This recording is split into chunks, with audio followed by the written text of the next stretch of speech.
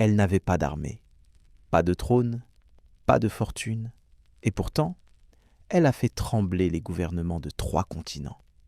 Comment une femme sans patrie est-elle devenue l'ennemi public numéro 1 des empires les plus puissants du monde?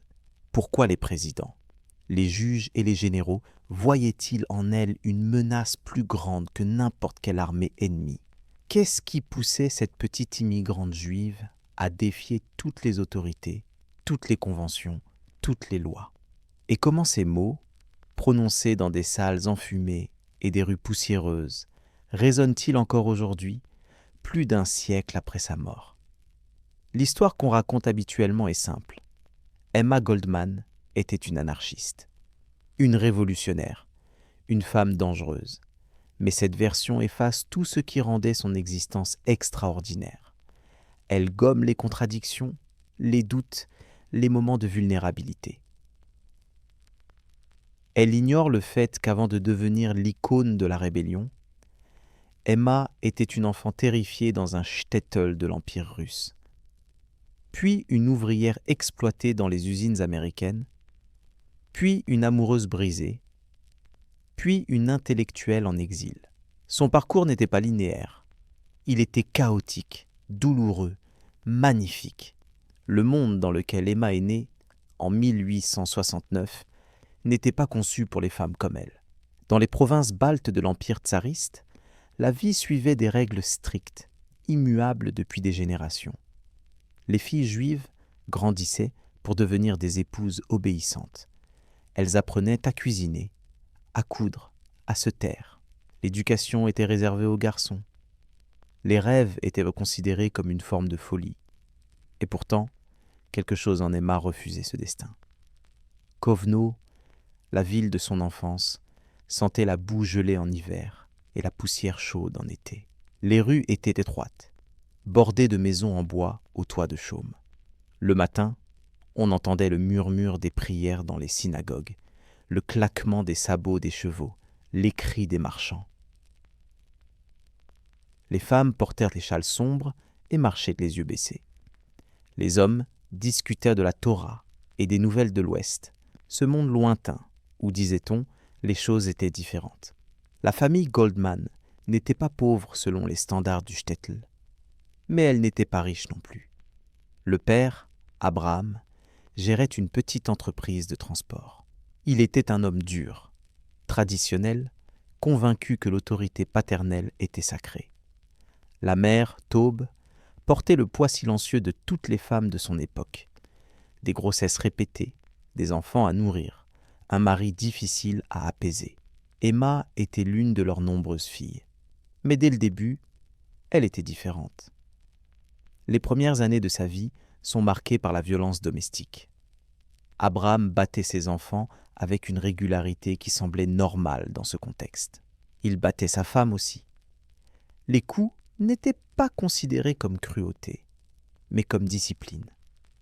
Emma apprenait que le pouvoir s'exprimait par la force, que l'obéissance s'obtenait par la peur. Elle apprenait aussi, sans le savoir encore, à haïr l'autorité sous toutes ses formes. À 7 ans, la famille déménage à Königsberg, en Prusse orientale. La ville était plus grande, plus cosmopolite que Kovno. Les rues pavées résonnaient du bruit des carrioles et des tramways. Les boutiques affichaient des marchandises venues de toute l'Europe. L'air sentait le pain frais, le charbon, parfois l'odeur âcre des tanneries. C'était un monde en mouvement, un monde où les vieilles certitudes commençaient à se fissurer. À Königsberg, Emma découvre quelque chose qui changera sa vie, l'éducation. Malgré les réticences de son père, elle est admise dans une école. Elle apprend à lire en allemand, en russe. Elle découvre l'histoire, la géographie, les mathématiques. Mais surtout, elle découvre les livres. Les livres étaient des portes vers d'autres mondes. Des mondes où les filles pouvaient penser, rêver, devenir autre chose que des épouses silencieuses. Un jour, elle lit un roman sur la Révolution. L'histoire était celle d'une jeune femme qui rejette sa famille, sa classe sociale, pour rejoindre les révolutionnaires russes. Cette femme fictive devient l'héroïne d'Emma, son modèle secret. Elle commence à imaginer qu'une vie différente est possible. Pas ici, pas maintenant, mais ailleurs, plus tard. Pourtant, le destin qu'on lui réserve est tout autre. À 15 ans, son père décide qu'il est temps de la marier. Le mariage n'était pas une question d'amour, mais de survie économique, de respectabilité sociale. Emma supplie qu'on lui permette de continuer ses études. Elle pleure, elle crie, elle menace. Son père la frappe. Elle ne se marie pas encore, mais elle comprend que si elle reste, son avenir est scellé. C'est à ce moment que sa sœur Hélène, qui a déjà émigré aux États-Unis, envoie Son une lettre. Elle décrit l'Amérique comme un pays de liberté, où tout est possible. Les rues sont larges, les opportunités infinies, les femmes peuvent travailler, étudier, choisir leur vie.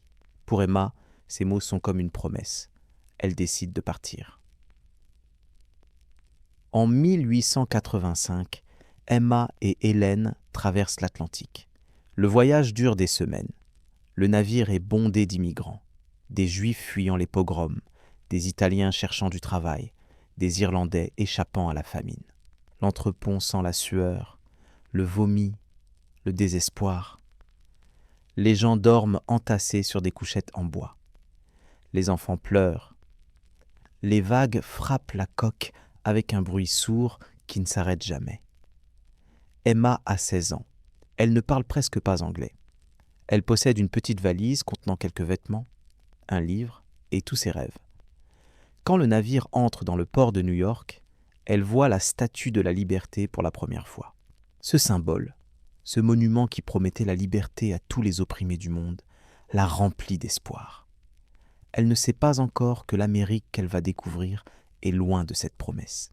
New York en 1885 était une ville de contrastes brutaux.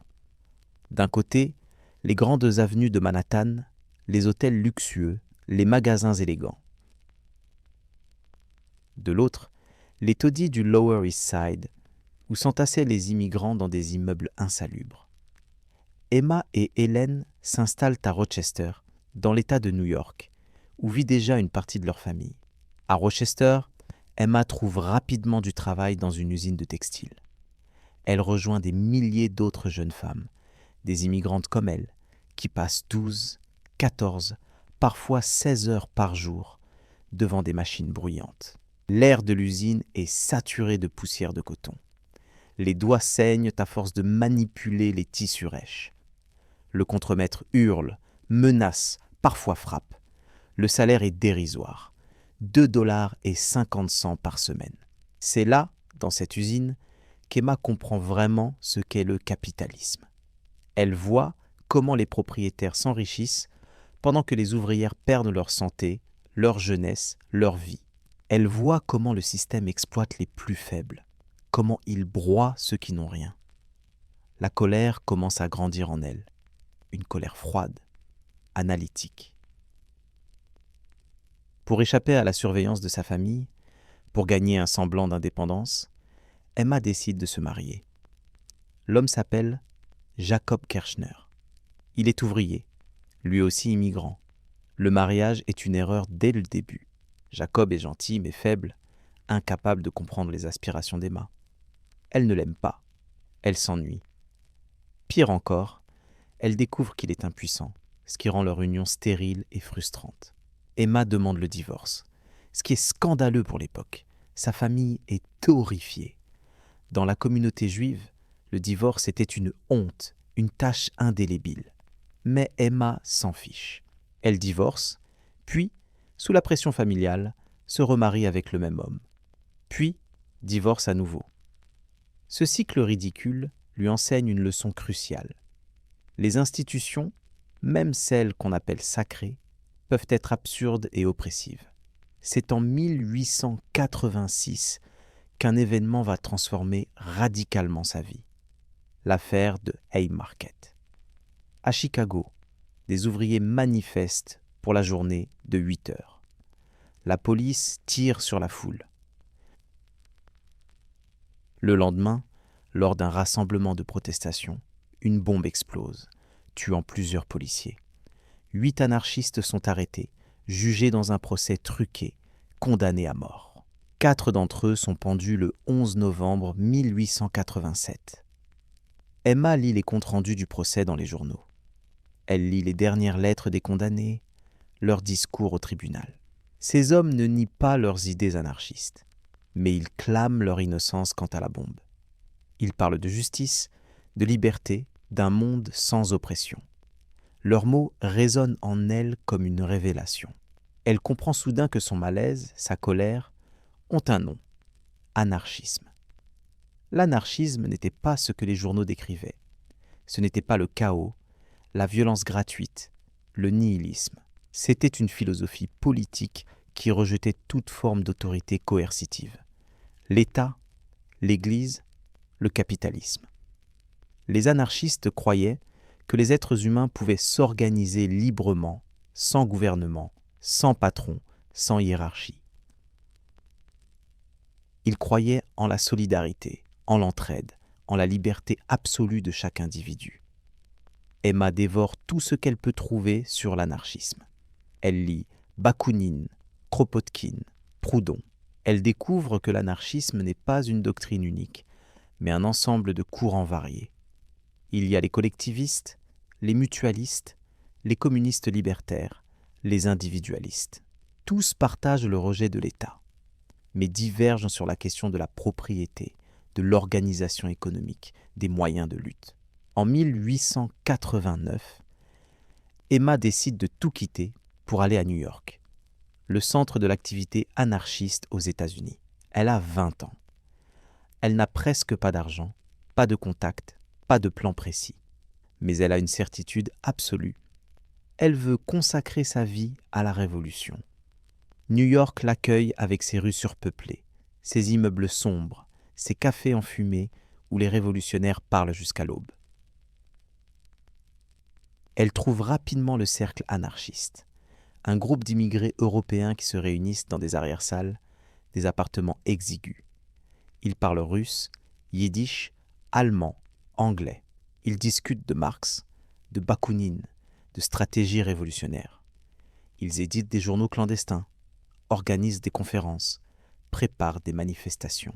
C'est là qu'elle rencontre Alexander Berkman, l'homme qui va devenir son amant, son camarade, son âme sœur révolutionnaire pour les décennies à venir. Berkman, qu'on appelle Sacha, est un jeune anarchiste russe, intense, austère, totalement dévoué à la cause. Il croit fermement en la propagande par le fait, l'idée que les actions violentes contre les oppresseurs peuvent réveiller les masses, inspirer la révolte. Emma tombe amoureuse de Sacha. C'est une passion absolue, fusionnelle, presque mystique. Ils ne sont pas simplement amants, ils sont des conspirateurs, des révolutionnaires prêts à tout sacrifier. Leur relation est compliquée par la présence d'un troisième personnage. Johann Most, un anarchiste allemand beaucoup plus âgé, célèbre pour ses discours enflammés et son journal Freiheit. Most devient le mentor d'Emma. Il lui enseigne l'art de l'oratoire, la théorie anarchiste, la stratégie politique. Il l'encourage à monter sur scène, à parler en public. Au début, Emma est terrifiée. Elle bégaie, elle oublie ses mots, elle tremble. Mais Most insiste. Elle a un don, une capacité naturelle à émouvoir, à convaincre. Il a raison. Après quelques tentatives, Emma découvre qu'elle adore parler en public, qu'elle a un pouvoir sur les foules. Most est aussi amoureux d'elle. Il lui fait des avances, qu'elle repousse d'abord, puis accepte brièvement, avant de rompre. Cette liaison complique terriblement ses relations avec Sacha, mais au fil du temps, les trois trouvent un équilibre étrange, une sorte de triangle amoureux et politique qui fonctionne à sa manière. En 1892, un événement va bouleverser leur vie, la grève de Homestead. À Homestead, en Pennsylvanie, les ouvriers de l'acierie Carnegie se mettent en grève pour protester contre les baisses de salaire. Le patron, Henry Clay Frick, fait appel à l'agence de détectives Pinkerton, une milice privée, pour briser la grève. Le 7 juillet, 300 Pinkerton arrivent par bateau sur la rivière Monongahela. Les ouvriers les attendent, armés. Une bataille éclate. 10 morts, des dizaines de blessés. Pour Sacha et Emma, Frick est l'incarnation parfaite du capitalisme brutal. Il représente tout ce qu'ils haïssent. L'exploitation, la violence de classe, l'indifférence au sort des travailleurs. Sacha décide de passer à l'acte. Il va aller à Pittsburgh, entrer dans le bureau de Frick et le tuer. Ce ne sera pas un meurtre, explique-t-il, mais un acte de justice révolutionnaire. Un attentat qui réveillera les masses et inspirera la révolte. Emma est d'abord réticente, mais elle finit par accepter l'idée. Ensemble, ils préparent l'attentat. Ils fabriquent une bombe artisanale qui explose accidentellement sans faire de victimes. Ils abandonnent l'idée de la bombe et achètent un revolver. Emma se prostitue pour réunir l'argent nécessaire. Elle descend dans les rues, aborde des hommes, propose des services sexuels. C'est une expérience humiliante et traumatisante, mais elle la vit comme un sacrifice pour la Révolution. Le 23 juillet 1892, Sacha entre dans le bureau de Frick à Pittsburgh. Il tire 3 fois. Frick s'effondre, blessé mais vivant. Sacha essaie de le poignarder, puis tente de se suicider en avalant une capsule de fulminate de mercure. Mais il échoue. Il est arrêté, jugé, condamné à 22 ans de prison. L'attentat est un échec total. Frick survit et devient un héros aux yeux de la presse et de l'opinion publique. Les ouvriers de Homestead, loin d'être inspirés, sont horrifiés par la violence. La grève est brisée. Sacha est présenté comme un fou, un terroriste étranger. Emma est dévastée. Elle a perdu son amant, son camarade, et l'attentat qu'ils espéraient glorieux a desservi la cause. Mais Emma ne renonce pas. Au contraire, l'échec la radicalise. Elle décide de devenir la voix de Sacha, de porter son message, de continuer la lutte. Elle commence à donner des conférences dans tout le pays. Elle parle dans des salles syndicales, des théâtres ouvriers, des cafés anarchistes. Elle parle de Homestead, de Sacha, de la lutte des classes. Sa réputation grandit. Les autorités commencent à la surveiller. La police infiltre ses réunions, note ses mots, la suit dans les rues. Les journaux la dépeignent comme une sorcière, une hystérique, une femme dangereuse.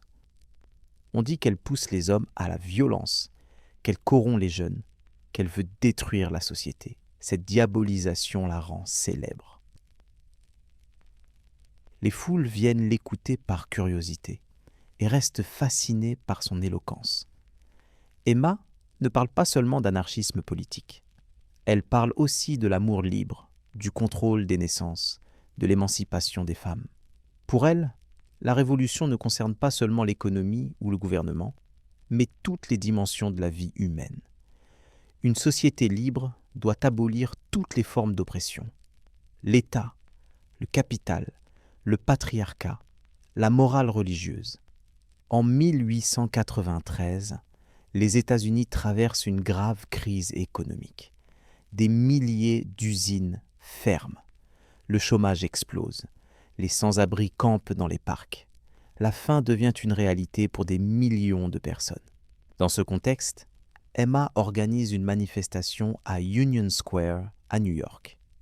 Des milliers de personnes se rassemblent pour écouter les orateurs anarchistes et socialistes. Emma monte sur l'estrade. Elle voit la foule devant elle. Des hommes émaciés, des femmes au visage creusé par la faim, des enfants aux vêtements en lambeaux. Elle sent leur désespoir, leur colère. Elle commence à parler. Elle décrit l'injustice d'un système où les riches accumulent les fortunes pendant que les pauvres meurent de faim. Elle dit que si on ne leur donne pas de pain, ils ont le droit de le prendre. Elle dit « Demandez du travail. S'ils ne vous en donnent pas, demandez du pain.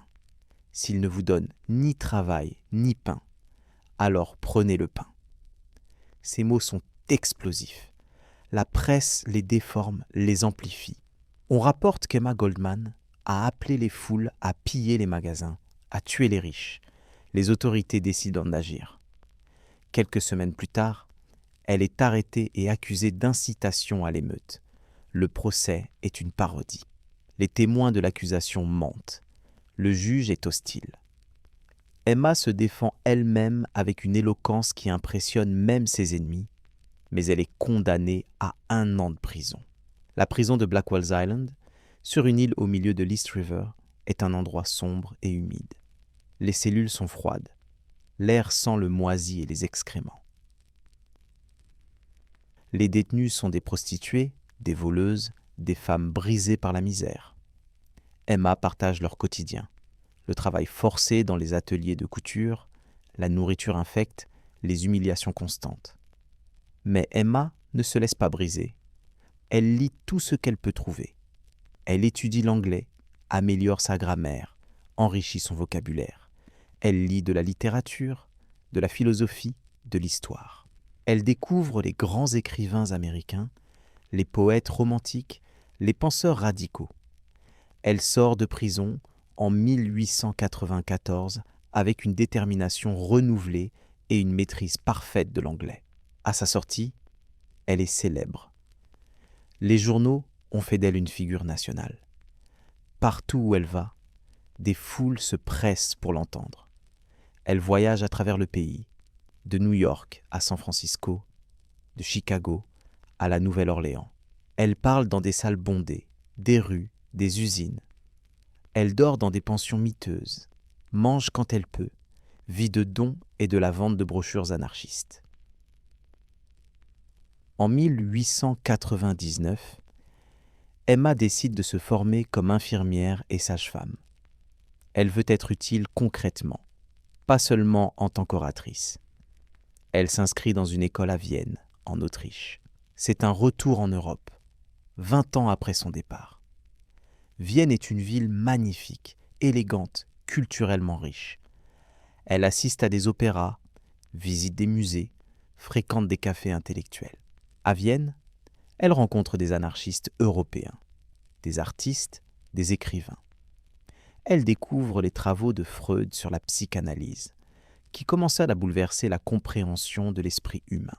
Elle s'intéresse particulièrement aux questions de sexualité, de refoulement, de libération psychologique. Elle comprend que la révolution doit aussi être intérieure, qu'il faut libérer les individus non seulement des structures externes, mais aussi des chaînes internes. De retour aux États-Unis en 1900, Emma reprend ses tournées de conférences avec une énergie redoublée. Elle parle désormais de sujets qui scandalisent même certains anarchistes. Le droit des femmes à la contraception, à l'avortement, à la sexualité hors mariage.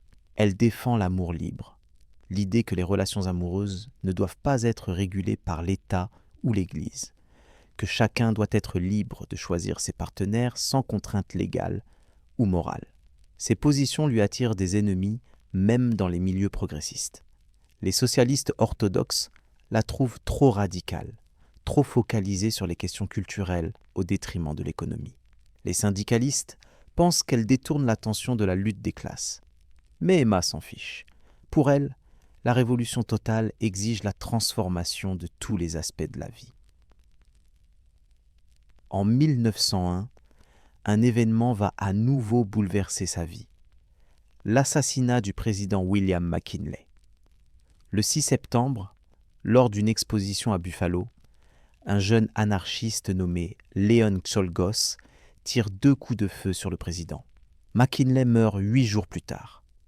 Czolgosz est arrêté, jugé en moins d'1 semaine et exécuté sur la chaise électrique.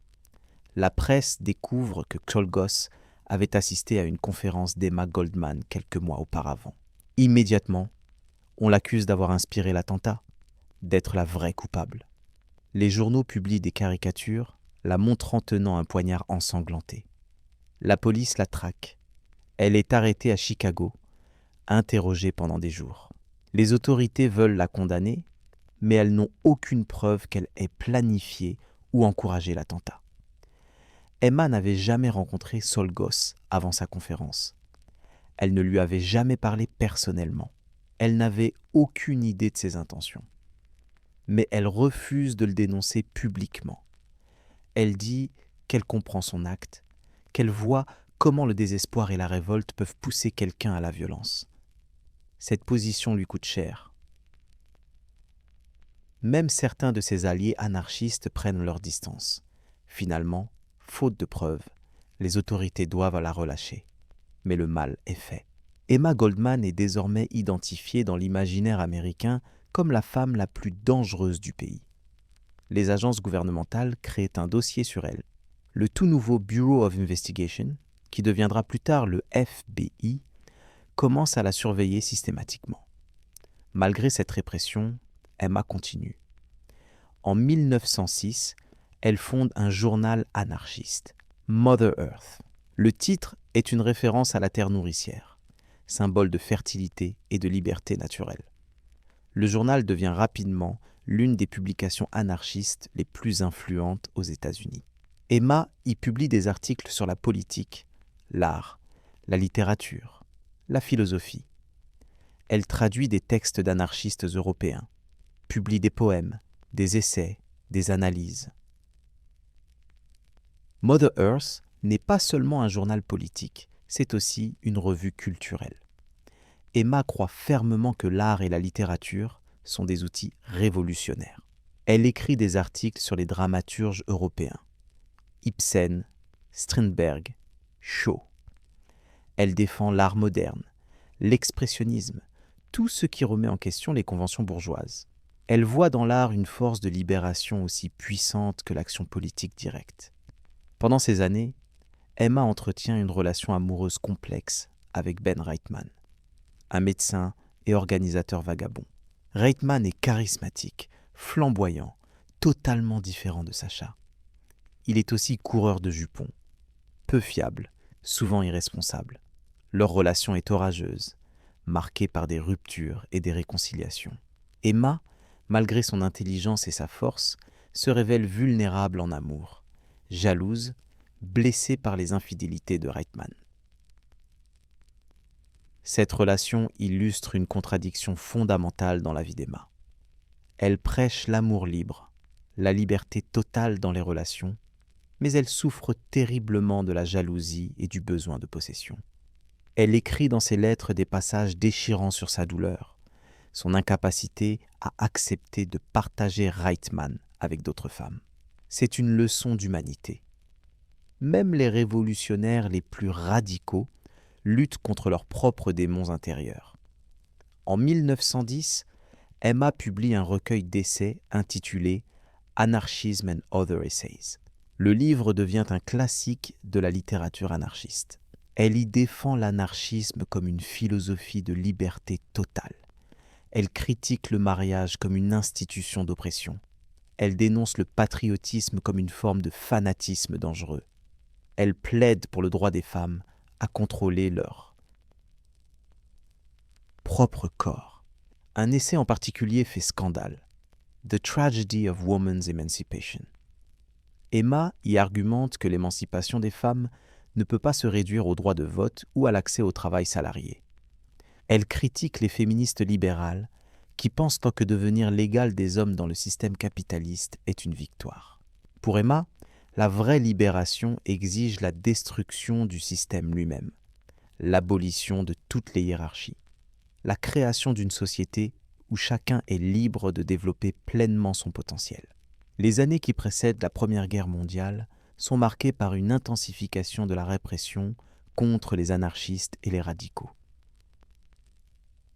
En 1912, les travailleurs du textile de Lawrence, dans le Massachusetts, se mettent en grève.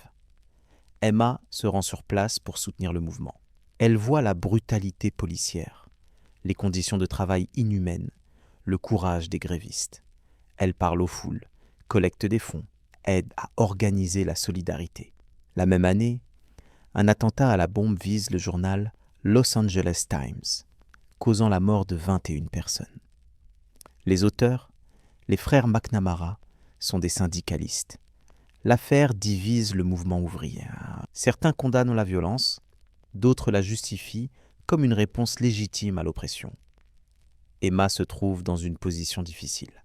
Elle comprend la colère qui mène à de tels actes, mais elle commence à douter de l'efficacité de la violence. En 1914, la guerre éclate en Europe. Emma est horrifiée.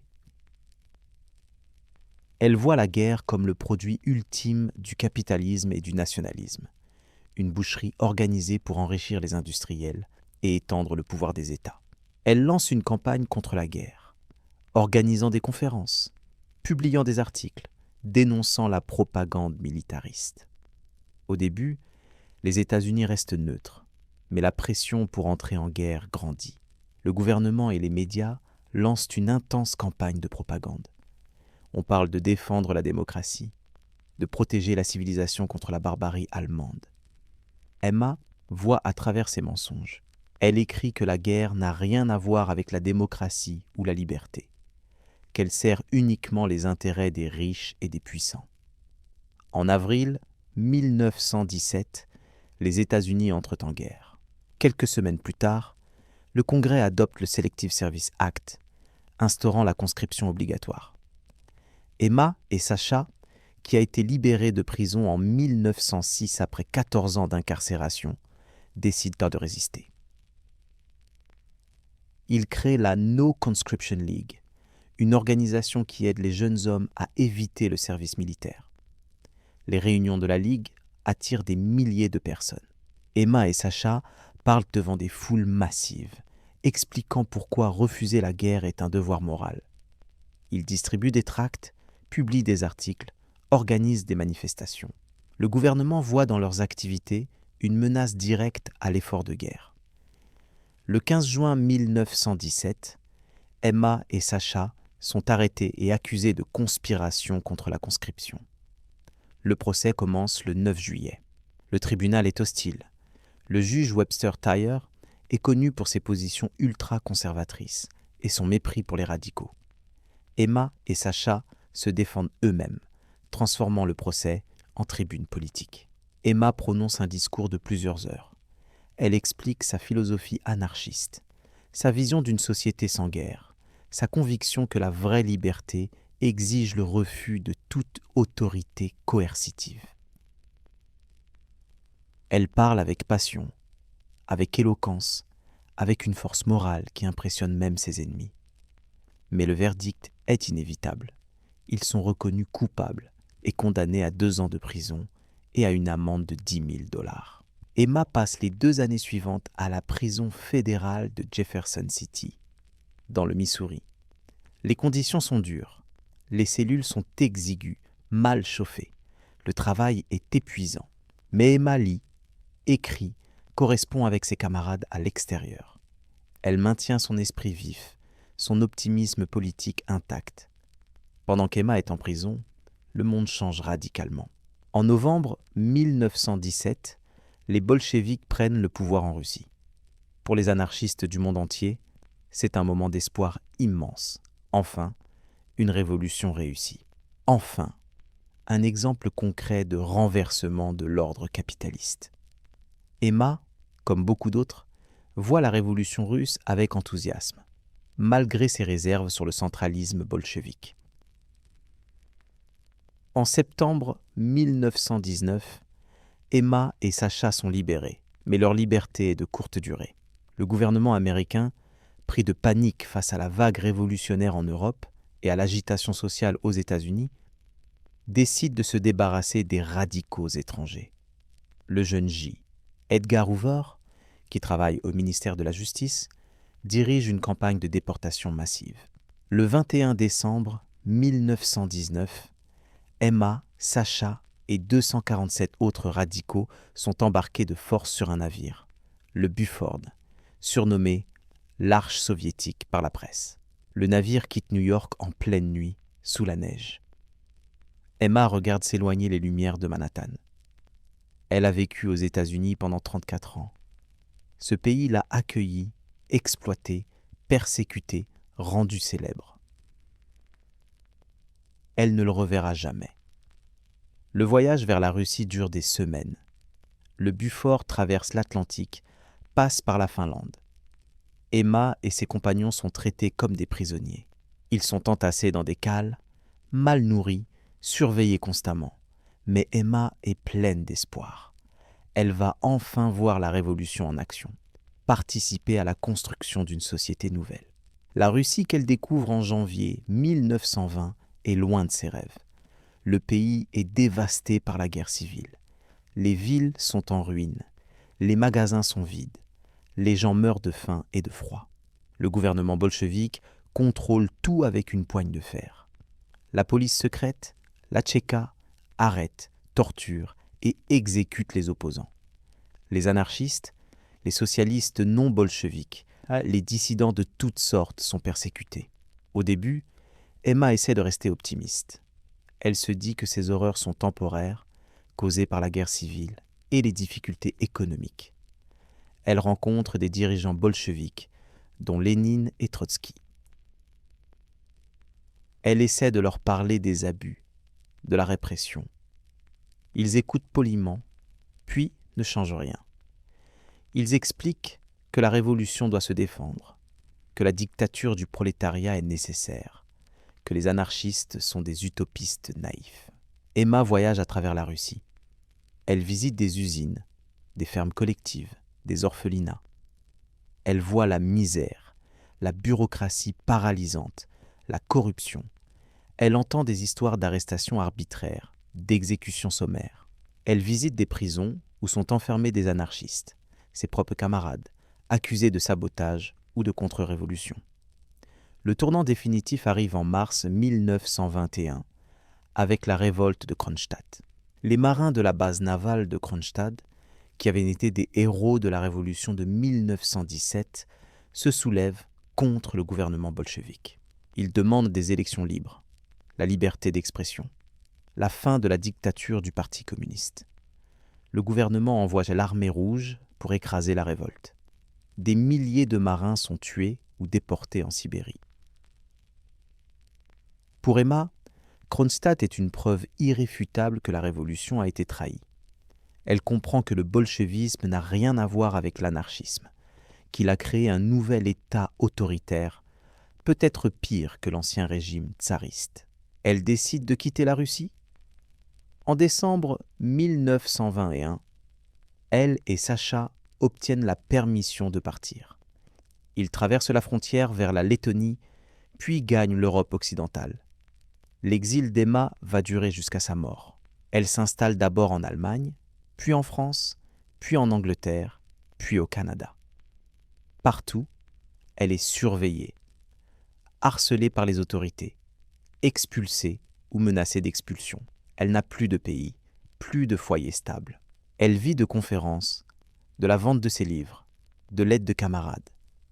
En 1923, elle publie My Disillusionment in Russia, un livre dévastateur qui dénonce la trahison de la révolution par les bolcheviks. Le livre provoque une tempête. Les communistes l'accusent de trahison, de jouer le jeu des réactionnaires. Mais pour Emma, dire la vérité est plus important que la solidarité de façade. Les années 20 et 30 sont difficiles pour Emma. Le mouvement anarchiste international est en déclin. Le fascisme monte en Europe. Le stalinisme se consolide en Union soviétique. Le capitalisme semble invincible. Emma se sent isolée, vieillie, fatiguée. Elle continue à écrire, à donner des conférences. Mais les foules sont moins nombreuses, l'intérêt moins vif. En 1936, la guerre civile éclate en Espagne. Pour Emma, c'est un dernier rayon d'espoir. Les anarchistes espagnols, puissants et bien organisés, participent activement à la résistance contre le coup d'État fasciste de Franco. Ils créent des collectivités agricoles et industrielles autogérées, expérimentent avec de nouvelles formes d'organisation sociale.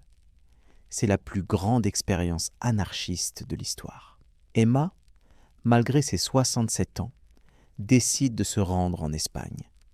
Elle arrive à Barcelone en septembre 1936. La ville est transformée. Les drapeaux rouges et noirs de l'anarchie flottent partout. Les usines sont gérées par les travailleurs. Les tramways et les taxis sont collectivisés. Les gens parlent d'égalité, de liberté, de révolution. Emma est émerveillée. Pour la première fois depuis des années, elle retrouve l'espoir, l'enthousiasme de sa jeunesse. Elle visite les collectivités, rencontre les militants, donne des conférences. Elle travaille pour la CNT, FAI, l'organisation anarcho-syndicaliste, essayant de mobiliser le soutien international pour la République espagnole. Mais l'Espagne aussi va la décevoir. Elle voit comment les anarchistes font des compromis, comment ils acceptent de participer au gouvernement, comment la logique de la guerre érode peu à peu leurs principes. Elle voit aussi comment les communistes staliniens sabotent le mouvement révolutionnaire, comment ils persécutent les anarchistes et les trotskistes, comment ils imposent leur contrôle au nom de la lutte contre le fascisme. En 1939, Franco remporte la victoire. La révolution espagnole est écrasée. Des milliers d'anarchistes sont exécutés ou emprisonnés. Emma est dévastée. C'était le dernier espoir. Et il s'est évanoui. Elle retourne au Canada, où elle vit à Toronto grâce à un mariage blanc qui lui donne la résidence. Le 14 février 1940, Emma subit une attaque cérébrale. Elle perd la parole, est partiellement paralysée. Elle meurt le 14 mai, à l'âge de 71 ans. Conformément à ses volontés, son corps est transporté aux États-Unis et enterré au cimetière de Waldheim, près de Chicago, aux côtés des martyrs de Haymarket. La mort d'Emma passe presque inaperçue. Le monde est plongé dans la Seconde Guerre mondiale.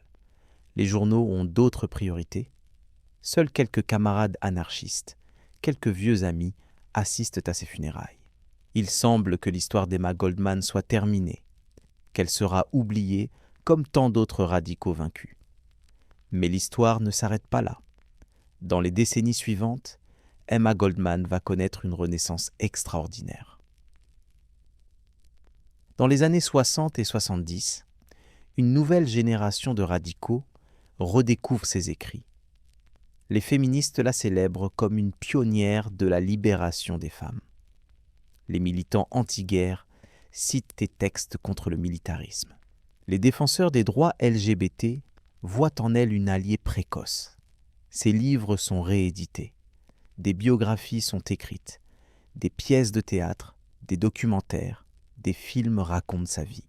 Elle devient une icône de la contre-culture, de la résistance à l'autorité, de la liberté individuelle. Des t-shirts arborent son visage. Des slogans reprennent ses mots les plus célèbres, comme cette phrase qu'elle n'a peut-être jamais prononcée, mais qui résume son esprit.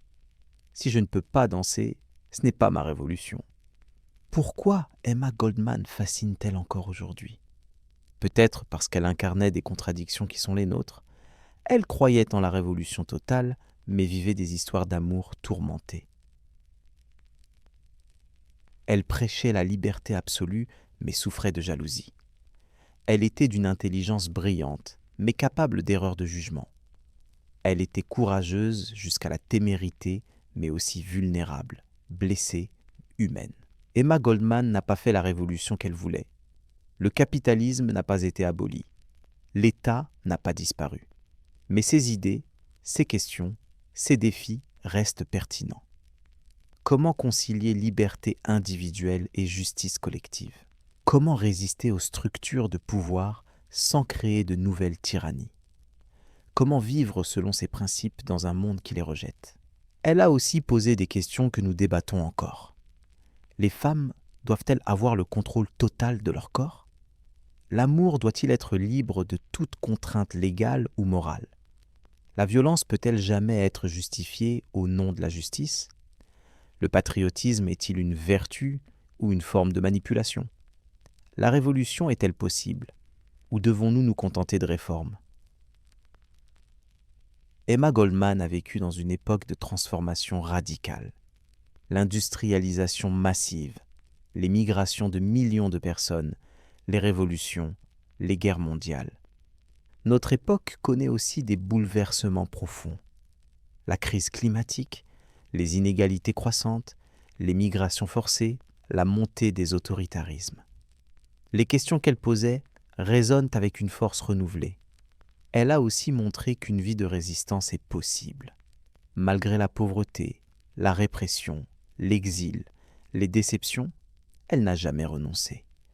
Elle a continué à parler, à écrire, à organiser, à croire qu'un autre monde était possible. Cette persévérance, cette fidélité à ses convictions inspirent encore ceux qui luttent aujourd'hui.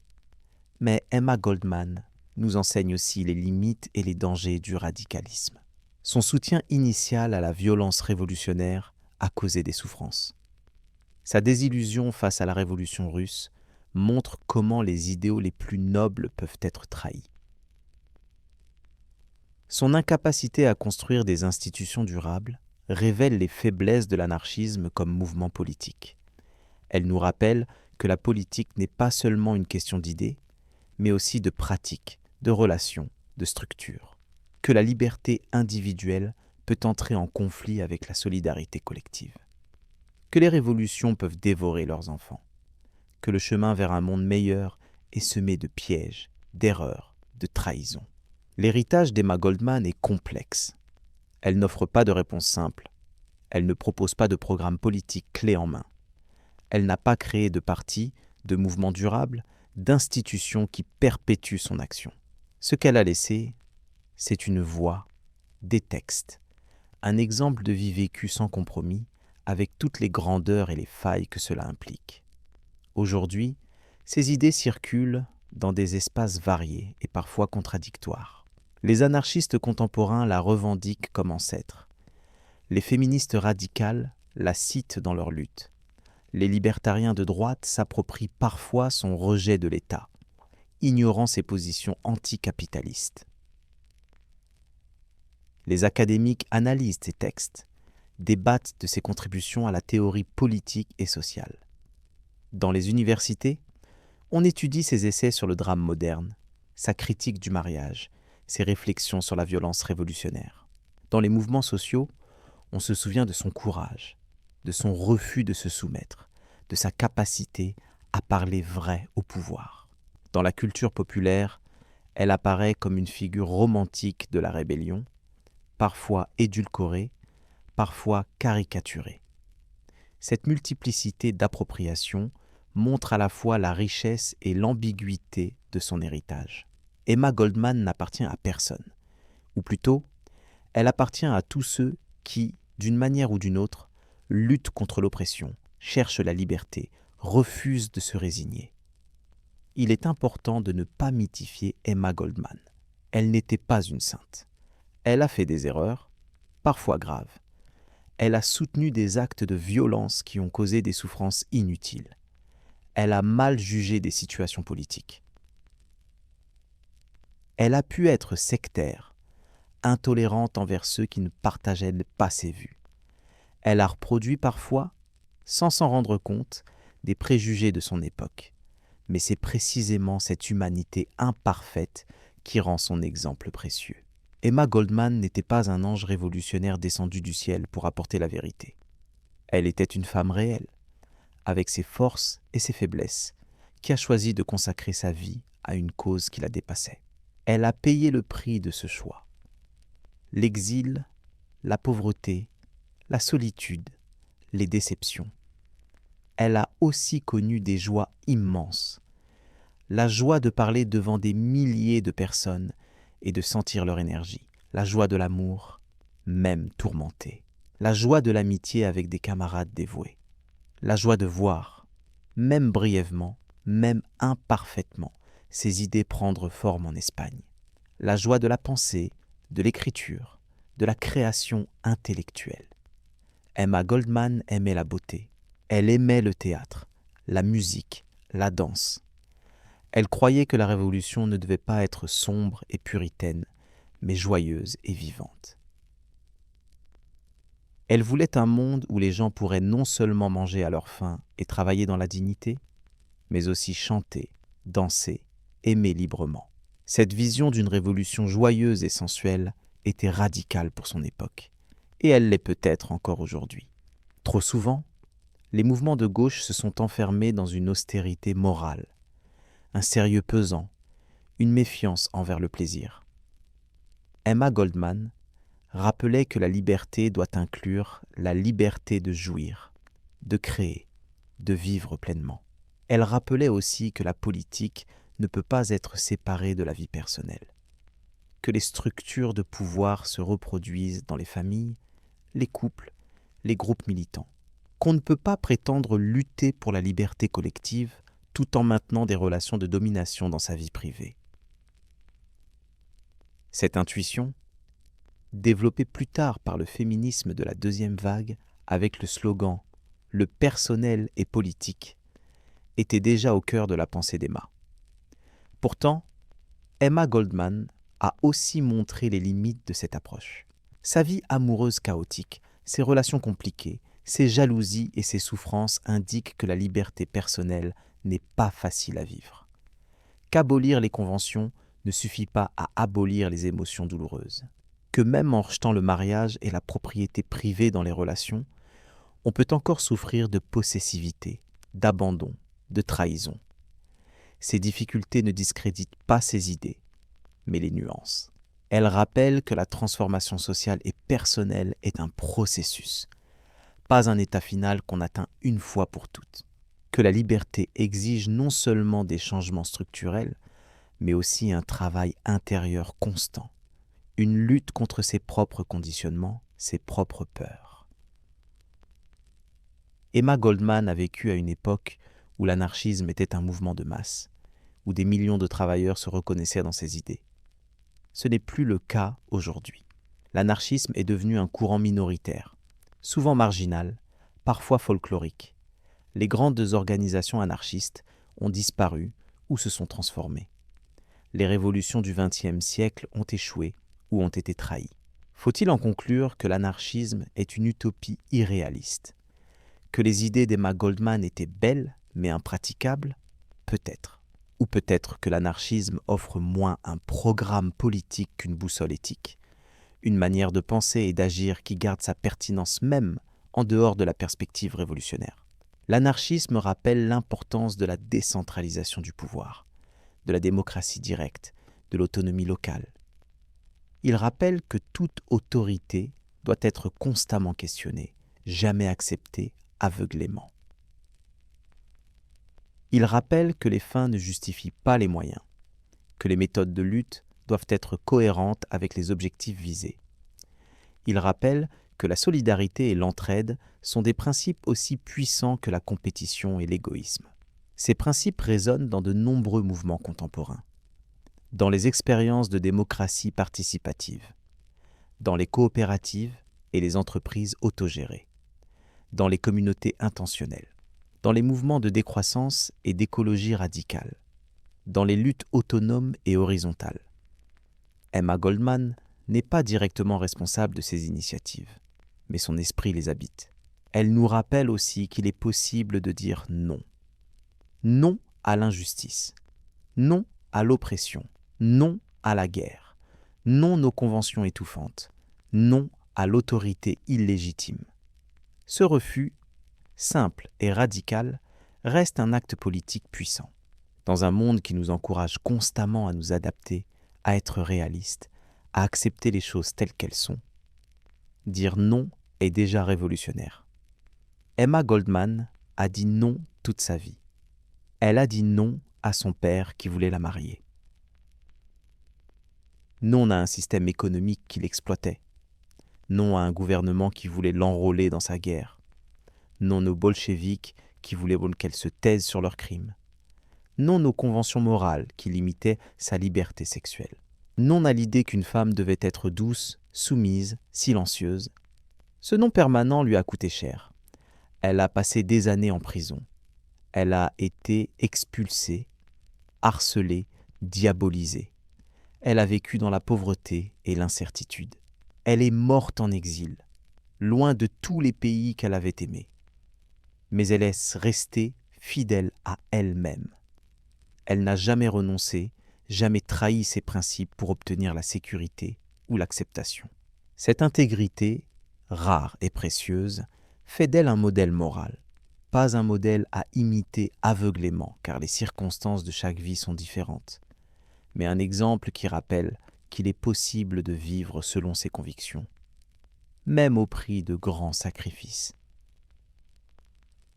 Il est facile de critiquer Emma Goldman avec le recul, de dire qu'elle était naïve, qu'elle ne comprenait pas les réalités du pouvoir, qu'elle sous-estimait la nécessité de compromis. qu'elle surestimait la bonté humaine. Toutes ces critiques ont une part de vérité, mais elles passent à côté de l'essentiel. Emma Goldman ne nous a pas légué un système politique parfait. Elle nous a légué une éthique de la résistance, une passion pour la liberté, un refus de l'injustice. Elle nous a montré qu'une femme seule, sans argent, sans pouvoir institutionnel, peut néanmoins faire entendre sa voix, influencer son époque, inspirer des générations futures. Elle nous a aussi rappelé que la révolution n'est pas seulement un événement futur, mais une manière de vivre au présent. Qu'on peut commencer à créer le monde qu'on veut voir, ici et maintenant, dans nos relations, nos pratiques, nos choix quotidiens. Que chaque acte de solidarité, chaque refus de l'oppression, chaque moment de liberté vécu est déjà une victoire. Cette approche peut sembler insuffisante face à l'ampleur des problèmes globaux.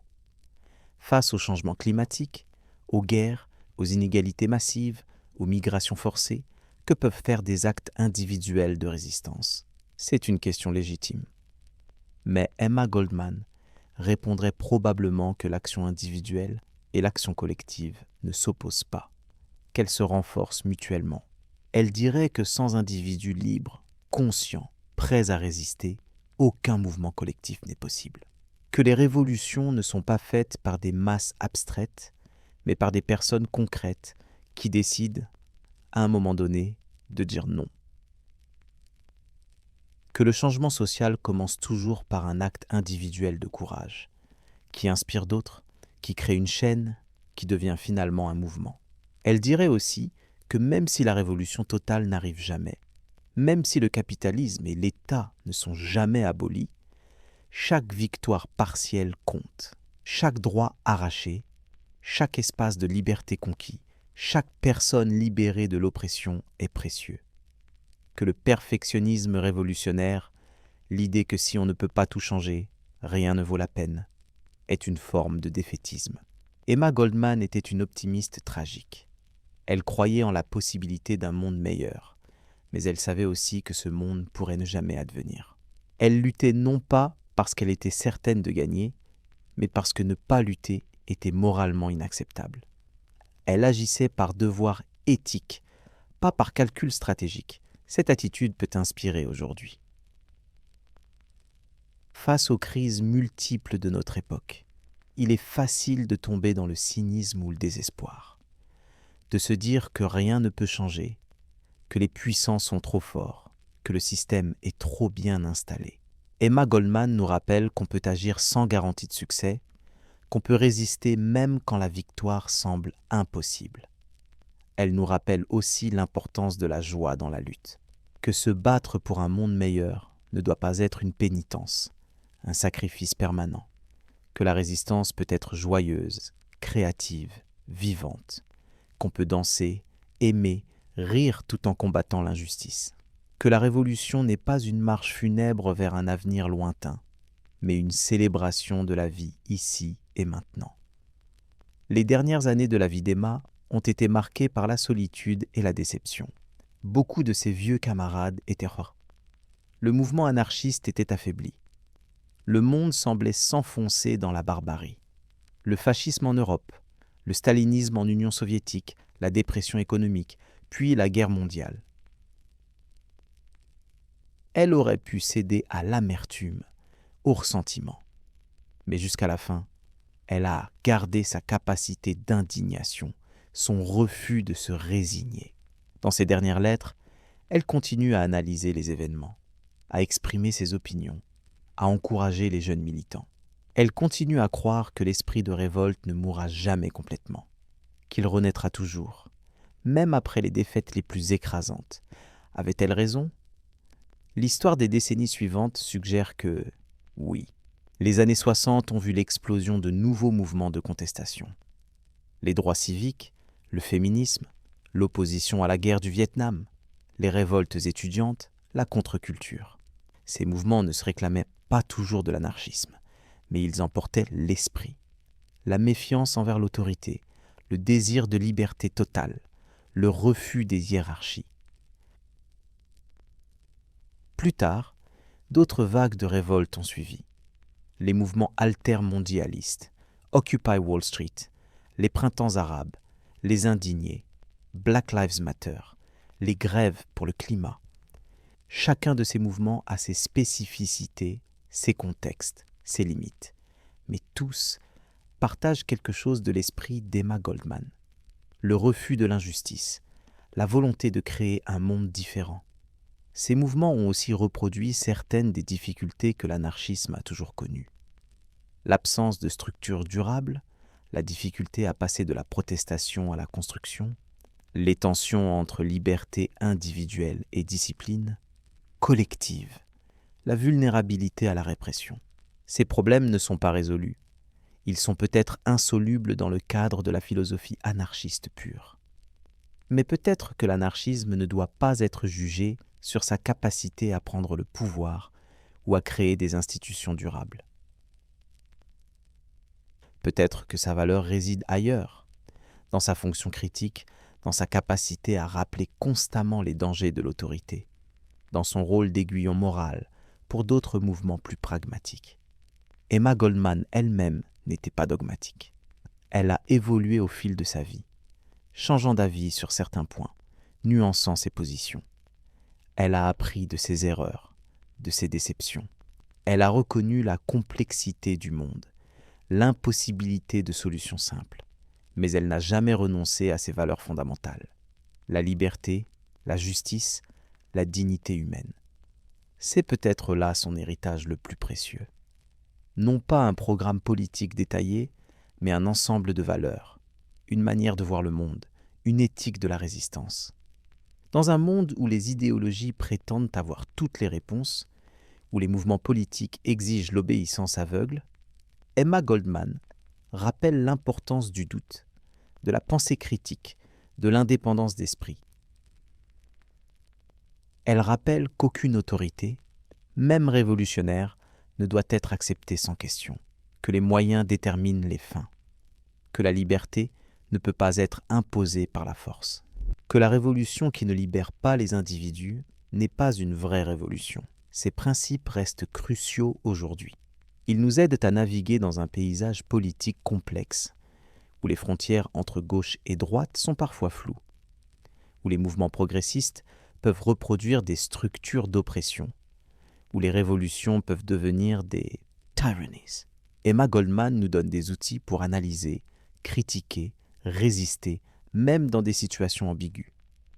Elle nous rappelle aussi qu'il n'y a pas de raccourci vers la liberté, que le changement social est un processus long, difficile, semé d'échecs, que chaque génération doit recommencer la lutte avec ses propres moyens dans son propre contexte, qu'il n'y a pas de victoire finale, seulement des combats continuels. Cette vision peut sembler décourageante, elle l'est peut-être, mais elle est aussi libératrice. Elle nous décharge du poids de devoir réussir la révolution définitive. Elle nous permet de lutter avec humilité, en reconnaissant nos limites, en acceptant les défaites comme faisant partie du processus. Elle nous permet de célébrer les victoires partielles sans attendre la transformation totale. Emma Goldman n'a pas changé le monde comme elle le voulait. Le capitalisme existe toujours. L'État existe toujours. Les guerres continuent, les inégalités persistent. De ce point de vue, sa vie pourrait être vue comme un échec. Mais ce serait une vision étroite, utilitariste, qui mesure la valeur d'une vie uniquement à ses résultats tangibles.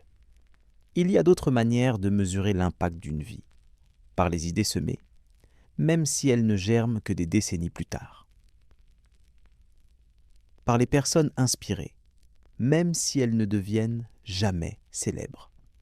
Par les fenêtres ouvertes dans l'imaginaire collectif, même si elles se referment temporairement. Par la simple démonstration qu'une vie différente est possible. Emma Goldman a montré qu'une femme, au tournant du XXe siècle, pouvait défier toutes les autorités et survivre. Pouvait vivre selon ses propres règles et maintenir sa dignité. Pouvait aimer librement et penser librement. Pour les femmes de son époque, et pour beaucoup de femmes depuis, ce simple exemple a été transformateur. Elle a montré qu'on peut être intellectuel sans être académique, révolutionnaire sans être sectaire, radical sans être dogmatique. Elle a montré qu'on peut combiner la théorie et la pratique, la pensée et l'action, la politique et la vie personnelle. Elle a montré qu'on peut être complexe, contradictoire, imparfaite et néanmoins contribuer au changement social. Elle a montré, surtout, qu'on peut vivre une vie pleine de sens, une vie orientée vers quelque chose de plus grand que soi, une vie qui, malgré toutes les souffrances et les déceptions, valait la peine d'être vécue. C'est peut-être là le vrai héritage d'Emma Goldman. Pas un système politique, mais un exemple de vie vécue avec passion, courage et intégrité. Aujourd'hui, plus d'un siècle après l'apogée de sa célébrité, Emma Goldman reste une figure fascinante et troublante. Elle ne se laisse pas facilement récupérer ou simplifier.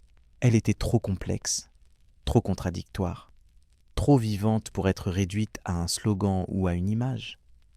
Elle était à la fois une penseure profonde et une activiste pragmatique, une amoureuse passionnée et une révolutionnaire austère, une internationaliste cosmopolite et une femme profondément marquée par ses origines juives russes, une optimiste qui croyait en la bonté humaine et une réaliste qui connaissait la cruauté du monde.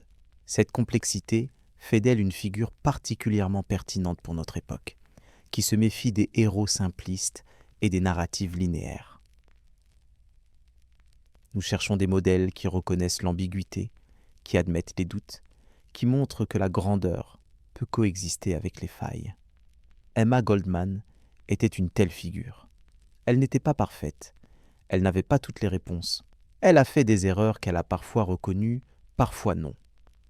Mais elle a vécu intensément, pensé profondément, aimé passionnément, lutté courageusement. Elle a refusé de se soumettre, de se taire, de renoncer à ses rêves. Dans un monde qui nous encourage constamment au cynisme, à l'individualisme étroit, à l'acceptation passive de l'injustice, l'exemple d'Emma Goldman reste un rappel puissant qu'autre chose est possible, que nous pouvons choisir de vivre autrement, que nous pouvons dire non, que nous pouvons résister. Cette résistance ne garantit pas le succès. Elle ne promet pas le bonheur. Elle n'offre pas de récompense matérielle. Mais elle offre quelque chose de plus précieux. La possibilité de vivre en accord avec ses valeurs, de regarder sa vie et de savoir qu'on n'a pas trahi ce qu'on croyait être juste. Emma Goldman aurait probablement ri de l'idée d'être transformée en icône, en symbole figé. Elle qui aimait la vie, le mouvement, le changement, aurait détesté être emprisonnée dans une image statique. Elle aurait voulu qu'on discute ses idées, qu'on les critique, qu'on les adapte, qu'on les dépasse. Elle aurait voulu être un point de départ, pas un point d'arrivée. C'est dans cet esprit qu'il faut aborder son héritage, non pas comme une doctrine à suivre aveuglément, mais comme une source d'inspiration et de questionnement. Que peut nous dire Emma Goldman aujourd'hui ? Comment ces luttes résonnent-elles avec les nôtres ? Quelles sont les limites de ces approches ? Comment pouvons-nous apprendre de ses succès et de ses échecs ? Ces questions n'ont pas de réponse simple. Elles exigent réflexion, débat, expérimentation. Elles nous invitent à penser par nous-mêmes, ce qui était précisément ce qu'Emma Goldman voulait. Elle ne voulait pas de disciples obéissants, mais de penseurs libres, capables de forger leur propre chemin. Son message final, si on peut en dégager un, serait peut-être celui-ci.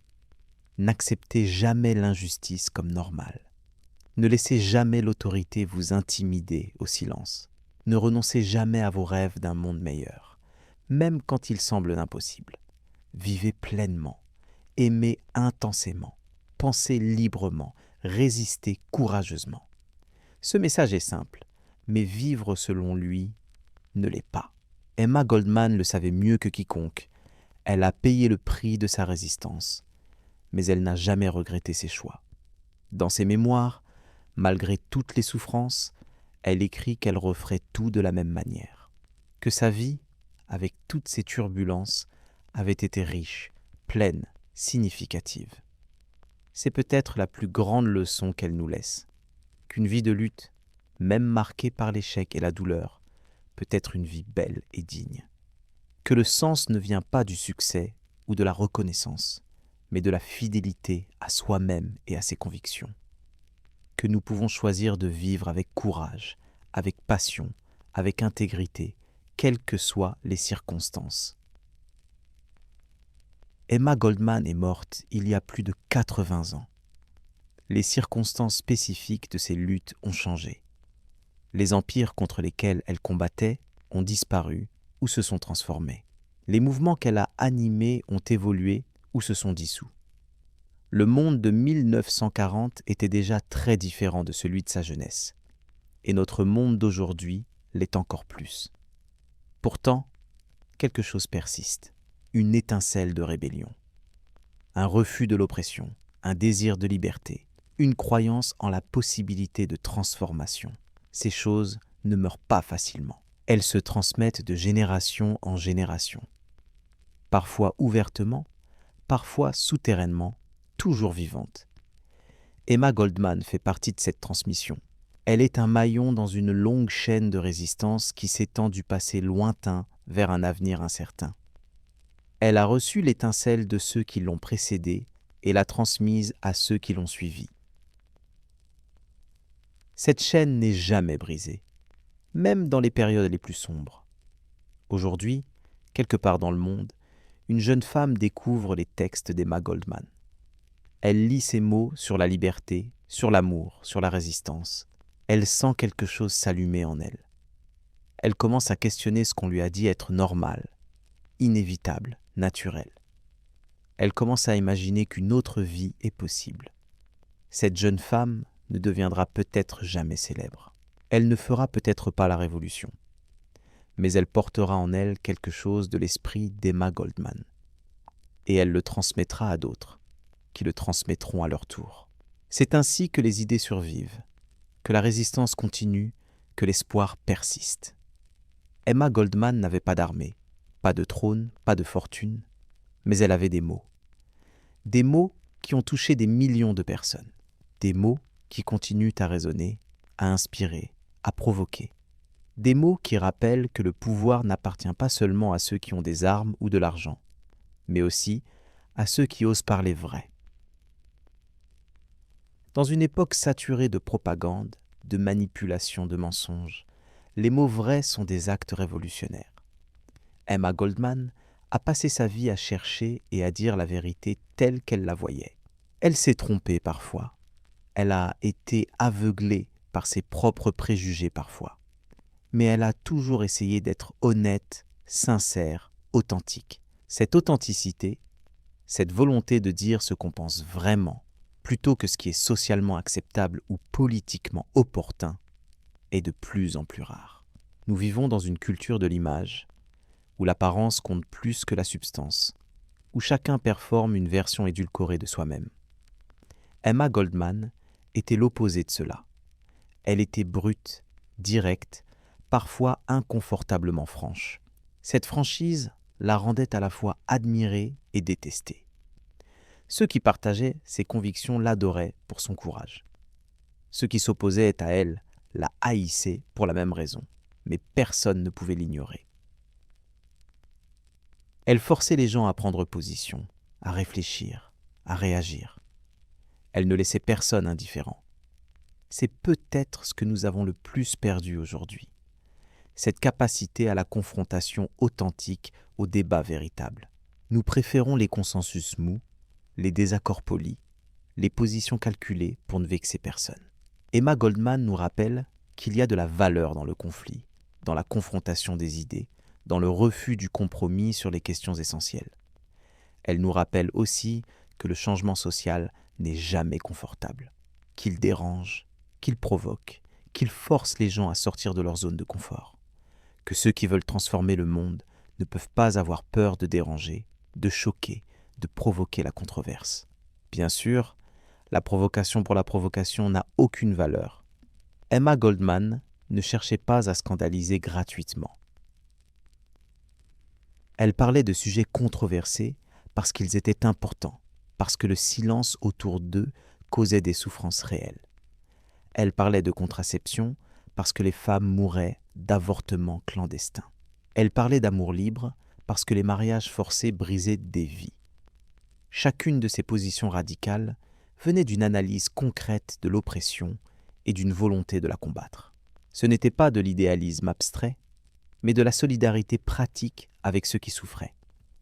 Cette dimension concrète, incarnée, de son engagement est souvent oubliée quand on la réduit à une icône de la rébellion. Emma Goldman n'était pas simplement contre les choses. Elle était pour quelque chose. Pour la liberté, pour la justice, pour la beauté, pour la vie pleine et riche. Son anarchisme n'était pas nihiliste, il était créatif. Elle imaginait un monde où les gens pourraient développer pleinement leur potentiel, où l'art et la culture floriraient, où les relations humaines seraient basées sur le respect mutuel et l'affection, pas sur la contrainte et l'intérêt. Cette vision positive est souvent obscurcie par la rhétorique révolutionnaire, par l'accent mis sur la destruction de l'ancien monde. Mais pour Emma, la destruction n'était qu'un préalable nécessaire à la construction. Ce qui l'animait vraiment, c'était le désir de créer, de construire, de voir naître de nouvelles formes de vie collective. Elle a pu voir, brièvement, cette possibilité se réaliser en Espagne. Les collectivités anarchistes, avec tous leurs problèmes et leurs limites, montraient qu'une organisation sociale différente était possible, que les gens pouvaient gérer leurs affaires sans patron, sans État, sans hiérarchie rigide. Cette expérience, bien que brève et finalement écrasée, reste une source d'inspiration. Elle montre que l'anarchisme n'est pas seulement une belle idée, mais quelque chose qui peut fonctionner dans la pratique, au moins à certaines échelles et dans certaines conditions. Elle montre que les critiques qui disent que l'anarchisme est utopique, qu'il ignore la nature humaine, qu'il est incompatible avec la complexité moderne, ne sont pas entièrement justes. Bien sûr, les expériences anarchistes ont aussi montré les difficultés énormes que rencontre toute tentative de vivre sans État dans un monde d'État. La vulnérabilité militaire, les tensions internes, les problèmes de coordination à grande échelle. Ces difficultés sont réelles et ne peuvent pas être balayées d'un revers de main. Mais elles n'invalident pas non plus le projet anarchiste dans son ensemble. Elles suggèrent plutôt que l'anarchisme, comme toute philosophie politique, doit constamment s'adapter, évoluer, apprendre de l'expérience, qu'il ne peut pas rester figé dans les formules du XIXe siècle, mais doit se réinventer pour répondre aux défis contemporains. Emma Goldman elle-même était capable de cette évolution. Ses positions sur la violence, par exemple, se sont nuancées avec le temps. Si dans sa jeunesse elle défendait la propagande par le fait, dans sa maturité, elle en était venue à douter de son efficacité. Elle n'a jamais complètement renoncé à l'idée que la violence pouvait parfois être légitime en réponse à l'oppression. Mais elle était devenue plus prudente, plus consciente des coûts.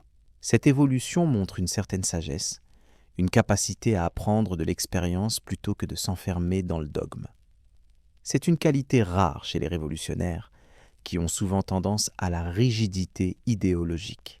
Emma Goldman gardait une flexibilité intellectuelle qui lui permettait de changer d'avis quand la réalité le demandait. En même temps, elle n'a jamais compromis sur ses valeurs fondamentales.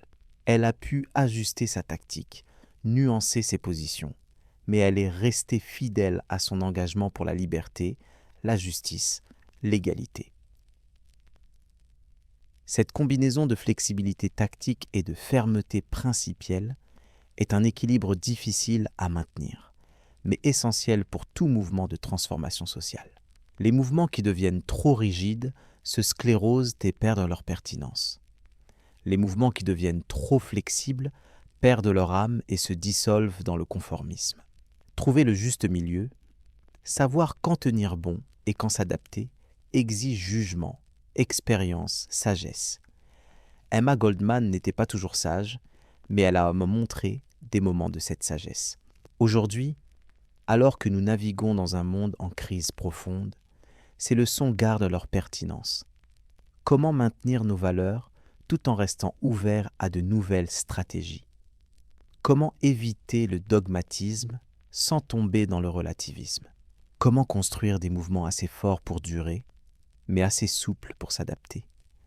Emma Goldman ne nous donne pas de formule magique pour résoudre ces dilemmes.